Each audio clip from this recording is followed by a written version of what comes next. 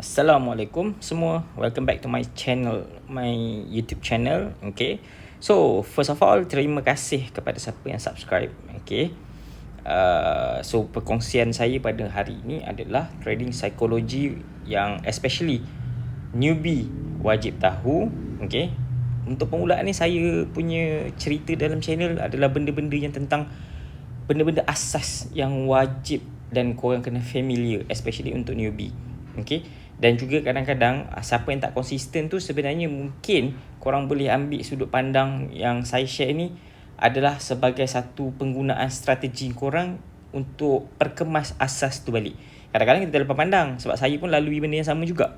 Benda-benda ni saya terpaksa kena cerita. Ada orang dia belajar trade dan juga punya pengalaman makan tahun, 5 tahun, 6 tahun, 7 tahun, tapi dia still mencari.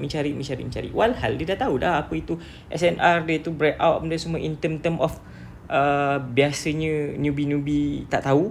Dia orang ni semua dah ada pengalaman. Tapi dia orang tahu. Cuma dia orang mungkin terlepas pandang benda-benda asas. Sebab tu last kali dalam pengalaman saya sepanjang trade ni, benda yang saya lalui adalah first fasa newbie yang tak tahu apa-apa, tak pernah kenal candlestick, tak tahu ciri-ciri tu, tak tahu term-term tu. Lepas tu bila saya dah mula mengenal, saya dah mula ada fasa nak gilap saya punya basic pergi ke advance. Jadi fasa peralihan tu dia ada satu fasa yang terumbang-ambing, yang loss yang lebih teruk. Okay, newbie dulu, masa newbie, okay, loss juga. Loss tak sampai MC, istilahnya cut loss. Okay. Tapi fasa yang mid newbie, okay, middle of newbie nak pergi ke advance tu lah. Okay, yang nak pergi ke advance, dia apa tahu, dia ada fasa peralihan, iaitu daripada cut loss ni dia dah jadi fasa MC. Lepas tu depo MC lagi. Dan ulang-ulang sampai pisang. Okay. So, apa sebenarnya yang saya nak cuba ketengahkan hari ni? Iaitu strategi checklist awal balik diri kita. Checklist diri kita. Okay. Last kali saya duduk renung, kenapa pun masalah nak kata trade untuk scalping. Kita tahu ni scalping. Lepas tu kita tahu benda ni nak TP mana. Tapi kenapa dia tak loss? Rupa-rupanya dia nak, sebenarnya ialah kita nak belajar satu lagi proses, iaitu pada diri sendiri ni. Okay, diri sendiri ni iaitu apa tahu, fasa yang kita kena fikir. Newbie ni apa tahu, fasa dia untuk earn extra income. Nak kata earn extra income ni, kita apa tahu, kita boleh buat dah lalu. Dan juga fasa nak fahamkan basic apa benda semua kita dah tempuh lah. Nak beralih fasa sini ke fasa sini, dia bukan apa tau, dia bukan satu lagi dia ada satu, orang kata satu tembok yang kita kena pecahkan, iaitu fasa ni, psikologi untuk grow account daripada contoh 100 pergi ke 1000 nak pergi ke 3000 contoh. Lepas tu daripada 3000 nak pergi ke 5000 and so on lah. So fasa-fasa nak pergi grow ke sini-sini ni, dia ada satu tembok tau. Tembok dia apa benda? Tembok dia adalah diri sendiri. Okay, diri sendiri. Korang kena berlawan diri dengan diri sendiri. Apa tahu, korang kena ada strategi. Contoh, beberapa account. Okay, korang kena buka berapa account. Ini account gaji, yang ini account account untuk full margin. Okay, ini account untuk grow. Okay, ataupun nak panggil account ahlung. Account ahlung ni maksudnya apa tahu, dia akan jadi korang punya sumber fund yang paling besar. Tapi contoh, account gaji ni korang pakai confirmation scalping. Okay, scalping ikut SOP. FM ni selepas scalping ni punya structure dah siap, dia pergi ke accurate. Okay, pergi ke accurate ni memang FM saja, tapi besar lah dan dia high risk. Okay, lepas tu bila dah sampai yang accurate ni, macam mana pula korang nak kena growkan account? Benda yang pergi ke continuous. Okay, continuous setup. Yang ini semua fasa-fasa yang korang kena lalui. Dan strategi ni boleh digagalkan. Okay, boleh gagal kerana kita punya psikologi nak cepat ataupun FOMO. Psikologi diri kita tak solid. So yang break benda ni apa tahu? Diri kita. So plan-plan benda ni lah kita kena buat dan uji kaji ataupun kena lalui, ataupun senang cakap kita kena muhasabah diri. Apa sebenarnya yang tak cukup? Apa benda sebenarnya tak cukup? Adakah basic kita tak mantap? Kalau basic tak mantap, tolong perkemas basic dulu. Okay, sebenarnya end of this adalah benda ni, sabar. Okay, benda ni sabar. Sebab apa? Korang nak main setup scalping. Okay, ni korang nak main setup scalping. Mula-mula newbie akan lalu scalping apa? Scalping yang sekadar 30 ke 50 pips. 30 ke 50 pips punya untung pun, untuk cara saya lah, okay, 30 ke 50 pips untung pun dia tak sabar.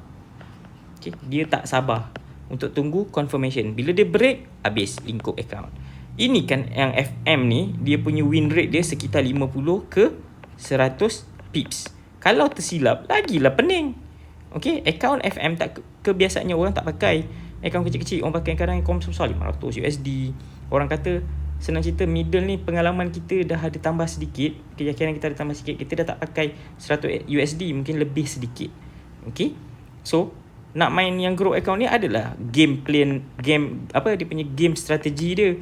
Okay, jadi benda-benda ni berbalik pada sabar. Kalau ini korang punya level sabar, andai katalah sabar korang kena biasa-biasa, okay, kat sini korang kena ada kena ada middle sikit, up sikit dia punya, korang punya sabar.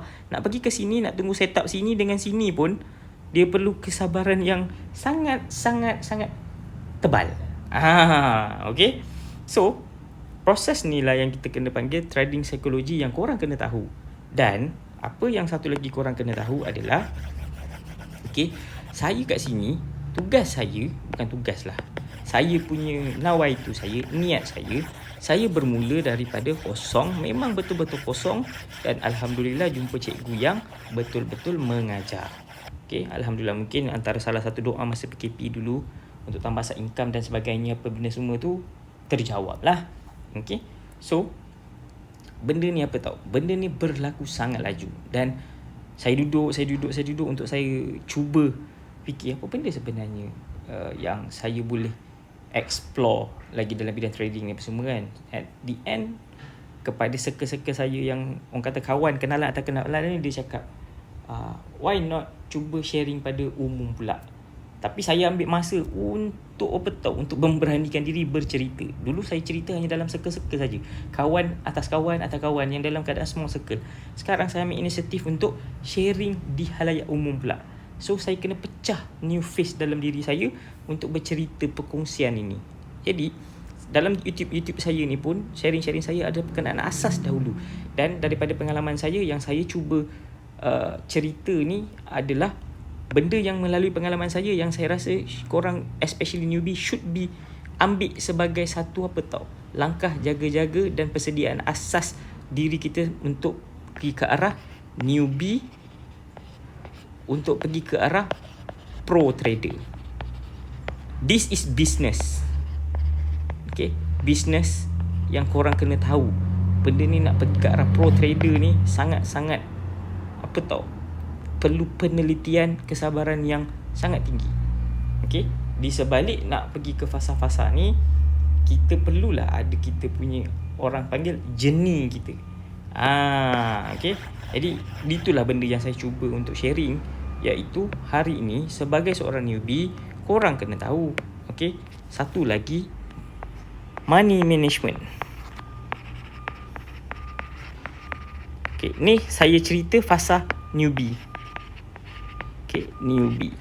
Okay, apa yang saya buat masa fasa newbie ni? Bila saya dah belajar SNR, saya dah fahami SNR ni, saya fahami tentang time frame. Okay, saya time frame, lepas tu breakout SNR, okay, breakout SNR, lepas tu SND. Saya dah fahamkan benda-benda ni semuanya saya mahirkan masa fasa newbie. Alright, so apa lagi yang saya buat selepas saya dah mahir, dah kenal benda Allah ni semua? Saya mesti kena ada apa tau, money management. Okay, money management iaitu saya punya penggunaan lot saya dengan modal lot dan modal 100 USD. So macam mana daily target saya? So daily target berapa? Lepas tu apa setup confirmation saya yang saya nak guna? Berapa TP saya untuk mendapatkan saya punya daily target ni achieve? So berapa setup sehari untuk capai saya punya daily target daripada modal 100 ni? Inilah dia. Jadinya dalam benda ni korang kena tahu, dekat part lot ni pula dengan bermodalkan 100 USD ni, berapa yang korang boleh riskkan. Korang nak riskkan berapa? Ini benda yang saya nak cuba sampaikan dengan newbie especially. Okay? Sebab trading is a business, not gambling. So if you see a part of business, you should have your own strategy how to manage the capital, which is modal lah. Okay? Jadinya saya cuba apa tau, renung-renung apa benda yang saya cuba boleh bantu dari segi perkongsian-perkongsian begini. Okay? So inilah part yang saya nak kena cerita, trading psychology.